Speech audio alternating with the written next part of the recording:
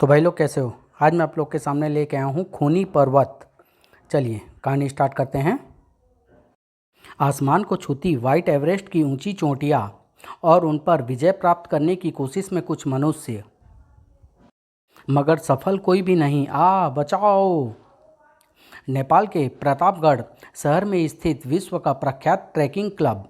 My dear students, मेरी नज़र में इस समय विश्व की कोई भी ट्रैकिंग टीम तुम्हारी टीम से अच्छी नहीं होगी।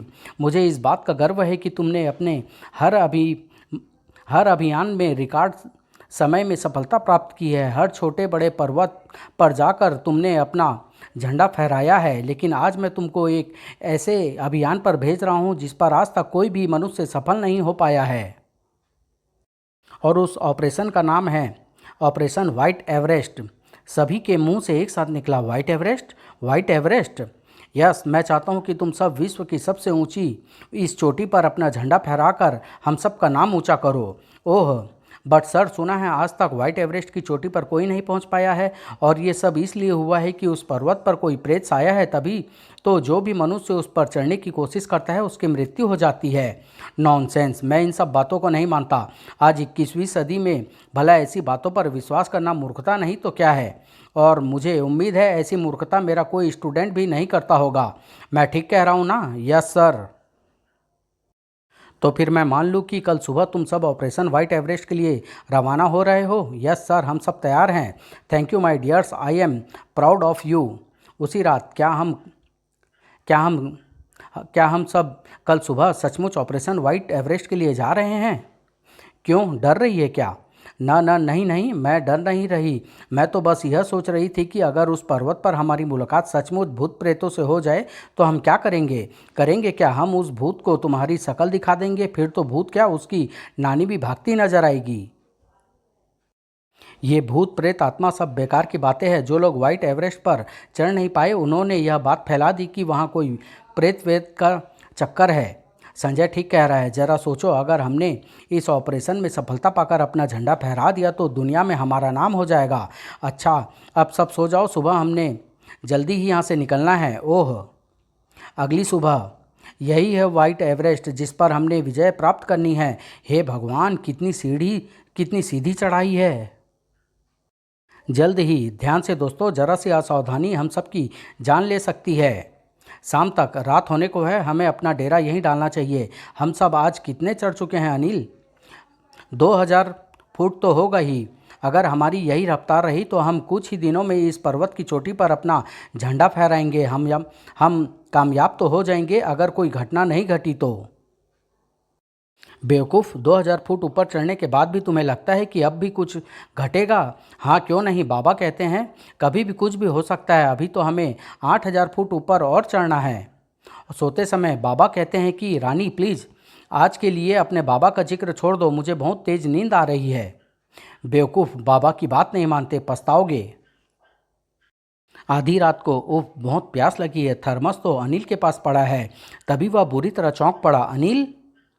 तौफीक, संजय, सबाना, जल्दी ही। आखिर अनिल गया कहाँ? मेरी तो कुछ समझ में नहीं आ रहा। अनिल इस पहाड़ी पर कहाँ जा सकता है? उसे ढूंढो, वह आसपास ही होना चाहिए। सभी अनिल को ढूंढने में लग गए। हमने हर जगह देख लिया है, अनिल का कहीं पता नहीं है। उफ। तभी नहीं, ये तो सबाना की आवाज़ है। आओ सब। सबाना पागलों की भांति चीखे जा रही थी। सबाना, सबाना, क्या हुआ सबाना? अनिल उधर। रानी, सभी की निगाहें सबाना की उंगली की तरफ उठ गई। अनिल कहाँ है? अनिल? उधर जो कुछ दिखाई दिया वह उनका खून जमा देने के लिए काफ़ी था। ओह गॉड, हे भगवान, अनिल का यह हाल किसने किया? अनिल का यह हाल किया किसने? आत्मा, ये सब आत्मा का ही काम है। सटअप रानी, यहाँ जान पर बनी हुई है और तुझे मजाक सूझ रहा है। मुझे तो यह किसी जंगली जानवर का काम लगता है। तौफीक ठीक कह रहा है, ज़रूर किसी पहाड़ी जंगली जानवर ने अपनी भूख मिटाने के लिए अनिल को मार डाला। अब अनिल के शरीर के टुकड़े का क्या किया जाए? अभी कुछ नहीं हो सकता। सुबह हम सूखी लकड़ियाँ इकट्ठी कर उसकी अंत्येष्टि करेंगे। लेकिन अब हमें ये रात जाग कर गुजारनी होगी। कहीं ऐसा न हो वह जंगली जानवर फिर आकर हम पर हमला बोल दे। कहीं हमने यहाँ आकर सचमुच कोई गलती तो नहीं की? साथियों, कसम खाओ इस चीता की, अब हम ये मिशन अधूरा नहीं छोड़ेंगे। हम सब कसम खाते हैं। और फिर थोड़ी देर बाद ही, तौफीक, तुमने ऊपर बीम किल को मजबूती से गाड़नी है, ठीक है? बीम गाड़ दी है। फिर रानी, संभल कर रानी। तभी अचानक हजारों फुट नीचे गिरती रानी का भाग्य ने साथ दिया। बचाओ संजय, जल्दी से रस्सी नीचे फेंको, वह सूखा पेड़ ज़्यादा देर तक रानी का वजन नहीं संभाल सकता। बचाओ, तुरंत रस्सी पकड़ो रानी, खींचो। सब ने रानी को ऊपर खींच लिया। उफ, इतनी ऊंचाई से गिरने के बाद रानी की हड्डियों का भी पता नहीं चलता। हम में से किसी के हाथ का गड़ा हुआ बीम उखड़ जाए, ये तो हो ही नहीं सकता। कहीं तुम ये तो नहीं कहना चाहते कि तौफीक ने जानबूझकर? नहीं, इसमें मेरी कोई गलती नहीं है। मुझे नहीं पता बीम कैसे उखड़ गया। तुम शुरू से ही हमसे जलते हो तौफीक। तुमने आज हम सबको मारने का इंतजाम कर दिया था। मैं सच कह रहा हूँ संजय, मैंने कुछ नहीं। अचानक, चुप रहे कमीने। चटाक, संजय। तौफीक तिलमिला उठा। संजय, तूने मुझे चांटा मारा, मैं जान से मार दूंगा तुझे। कोशिश करके तो देख। ये क्या बच्चों की तरह लड़ रहे हो तुम? हम यहाँ लड़ने नहीं आए, बल्कि अपने मिशन को सफल करने आए हैं। शांत हो जाओ। तौफीक से अनजाने में ही सब हो गया होगा। फिर चलो। 3800 फुट हम इतना ही ऊपर आ चुके हैं। हमें यहाँ कोई ऐसी जगह देखनी होगी जहाँ हम सुरक्षित रात गुजार सकें। हाँ, मौसम भी कुछ ठंडा हो गया है। अगर हम खुले में सोए तो हमारी कुल्फ़ी जमेगी। ये पहाड़ियों में बनी गुफा कैसी रहेगी? बहुत अच्छी। ऐसी जगह पर यह गुफा राजमहल से कम नहीं है। सभी गुफा में घुसे। उफ, बड़ी डरावनी गुफा है। लगता है बरसों से यहाँ कोई नहीं आया। किसे पागल कुत्ते ने काटा है जो वह 3800 फुट ऊपर चढ़कर यहाँ रहने आएगा? हम में से किसी को रात में गन के साथ पहरा देना होगा ताकि फिर कोई हमला ना हो। ठीक है, तुम सब सो जाओ, मैं रात को पहरा दूंगा। ओके। ठंड बढ़ती जा रही है। लगता है आजकल में बर्फ़ गिरने वाली है। काफ़ी रात बीत जाने के बाद मुझे भी नींद आ रही है। थोड़ी झपकी मैं भी ले लेता हूँ। मगर एक शख्स अब भी जाग रहा था। संजय ने सबके सामने तमाचा मारकर मेरी बेइज्जती कर दी। मैं उससे इस बेइज्जती का बदला लूँगा। तभी वह चौंका। बाहर किसी के चलने की आहट। सब तो सोए हैं, फिर बाहर कौन टहल रहा है? अनिल का हत्यारा तो नहीं? वह बिजली की फुर्ती से उठा और यह जो भी है उसे पकड़ना ही होगा। आवाज़ से संजय की नींद भी टूटी। ओह, ये कौन? कहीं हत्यारा तो नहीं? वह चीख पड़ा। रुक जाओ, नहीं तो गोली मार दूंगा। ओह, इस पर मेरी चेतावनी का कोई असर नहीं। मुझे गोली चलानी ही होगी। अगले ही पल धाएं धाएं गोली चलने की आवाज़ ने सबको उछाल दिया। क्या हुआ संजय? तुमने गोली क्यों चलाई? हत्यारे को पकड़ने के लिए जो उधर भाग रहा था। हत्यारा? आओ देखें। माइकल, जरा इसे पलट कर तो देखना, कौन है यह? जैसे ही लाश को पलटा गया, सबकी आंखें आश्चर्य से चौड़ी हो गई। तौफीक, तौफीक, तौफीक! ये तुमने क्या कर डाला संजय? तौफीक की जान ले ली? मैंने यह सब जानबूझकर नहीं किया। तौफीक तेजी से बाहर भागा जा रहा था। मैंने सोचा यह किसी की हत्या करके। लेकिन तौफीक इस तरह भाग क्यों रहा था? ज़रूर उसने कुछ देखा होगा जिसे पकड़ने के लिए वह दौड़ा। हमें तुरंत ही गुफा में चले जाना चाहिए। यहाँ रहना खतरे से खाली नहीं है। रानी ठीक कह रही है। आओ अंदर चलें। गुफा के अंदर पहुंचकर उन्हें एक और आश्चर्य का सामना करना पड़ा। अरे, हमारा सामान कहाँ गया? यहाँ तो कोई नहीं आया। फिर हमारा सामान कहाँ गया? अभी कुछ देर पहले तो यहीं पड़ा हुआ था। फिर हमारा सामान एक ही तरीके से गायब हो सकता है। किस तरीके से? रानी ने जैसे विस्फोट सा किया। सिर्फ आत्मा ही हमारा सामान गायब कर सकती है। ओह शट अप रानी, तुम फिर अपनी बकवास लेकर बैठ गई। आखिर तुम सब मेरी बात मानने को तैयार क्यों नहीं हो? ज़रा सोचो, पहले अनिल की हत्या, मेरा मरते मरते बचना और अब तौफीक की मौत। क्या यह सब किसी इंसान का काम हो सकता है? शबाना कह ही उठी। रानी ठीक कह रही है संजय। अब तो मुझे भी विश्वास हो गया है कि ये पर्वत किसी आत्मा से ग्रस्त है। संजय, हम आत्मा के चुंगल में फंसते जा रहे हैं। हमें इस पर्वत पर आगे बढ़ने का विचार त्याग देना चाहिए, वरना हम सब मारे जाएंगे। और अब बिना सामान के तो हम एक कदम भी आगे नहीं जा सकते। हमारे खाने पीने का सारा सामान ही गायब हो गया है। ठीक है, अगर तुम सबकी यही मर्जी है तो हम सुबह वापस चल देंगे। लोग ठीक कहते हैं कि इस पर्वत पर कोई विजय प्राप्त नहीं कर सकता। सुबह अगर तुम पहले ही मेरी बात मान लेते तो हमें अपने दो साथियों से हाथ नहीं धोना पड़ता। चलो। ओह गॉड, बाहर तो बर्फ़ पड़ रही है। मौसम अचानक ही ख़राब हो गया है। रात रात को तो ठीक था। हमें तुरंत ही यहाँ से निकल चलना चाहिए। क्या बच्चों जैसी बात कर रही हो रानी? अभी थोड़ी देर बाद ही बर्फ़ तेज़ी से पड़ेगी। अगर हम बाहर निकले तो बर्फ़ में ही हमारी चीता बनेगी। उफ, अब क्या होगा? अब कुछ नहीं हो सकता। जब तक बर्फ़ गिरनी बंद नहीं हो जाती हम इस गुफा से बाहर नहीं निकल सकते। तभी अचानक रानी बाहर की तरफ भाग उठी। नहीं नहीं, मैं यहाँ एक पल भी नहीं रहूँगी। मैं मरना नहीं चाहती। माइकल, रोको उसे। उफ, नहीं नहीं, मैं यहाँ नहीं नहीं रहूँगी। मुझे जाने दो। होश में आओ रानी। अगर तुम इस गुफा से बाहर चली गई तो कुछ ही घंटों में दम तोड़ दोगी। बाहर बर्फ़ के रूप में चारों तरफ मौत ही मौत है। मौत गुफा में भी है। यहाँ भी कोई जिंदा नहीं बचेगा। सबकी मौत आएगी। हम इस मौत से लड़ सकते हैं रानी, पर प्रकृति की मौत से नहीं। हाँ रानी, हाँ। अब जब हमारे लिए हर तरफ मौत ही मौत है तो क्यों ना हम मौत से लड़ कर ही मरें।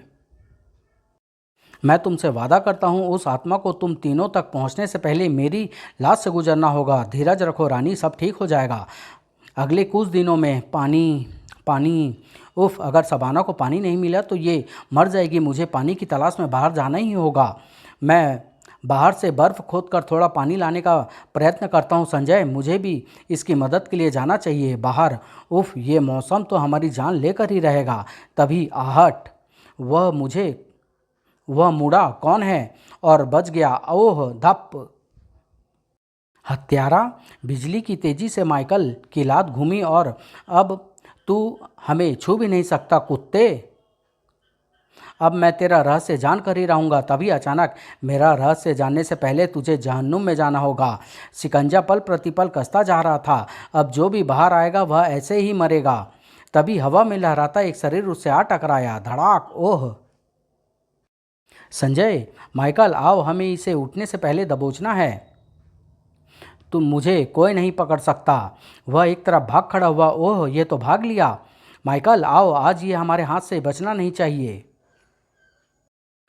परंतु अरे, अभी तो यहीं था, कहाँ गया?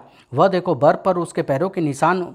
वह उधर गया है। तेजी से चलो, कहीं ऐसा ना हो कि बर्फ पड़ने से पैरों के निशान मिट जाएं। पैरों के निशान तो उस गुफा तक चले गए हैं। हमें भी उस गुफा में जाना होगा।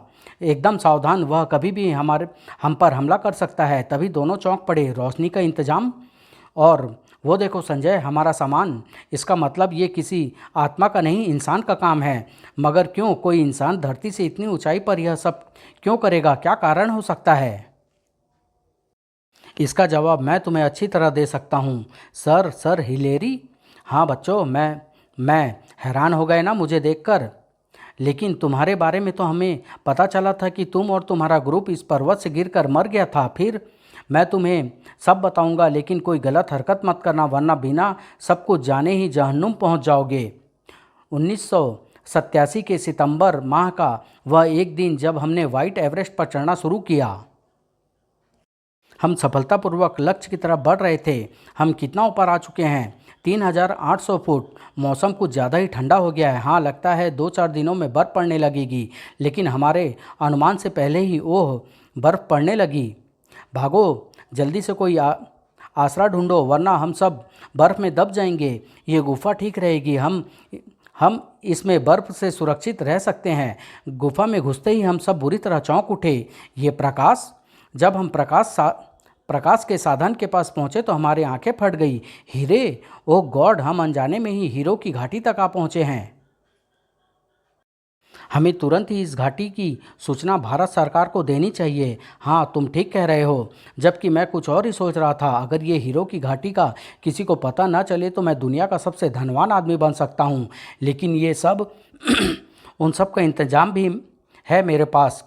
फिर मैंने सबको शूट कर दिया।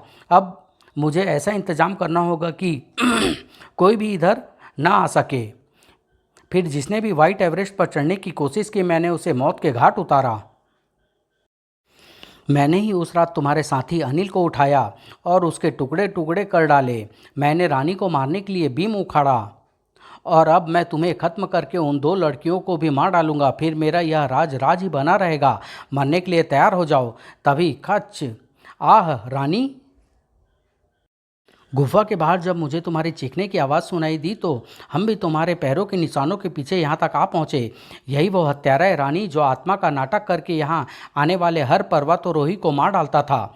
अब ये पर्वत इस दुष्ट से मुक्त हो चुका है। अब कोई हमें मारने वाला नहीं। अब हमें खाने पीने की कोई चिंता नहीं है। हिलेरी द्वारा जमा किया सामान अब हमारे काम आएगा।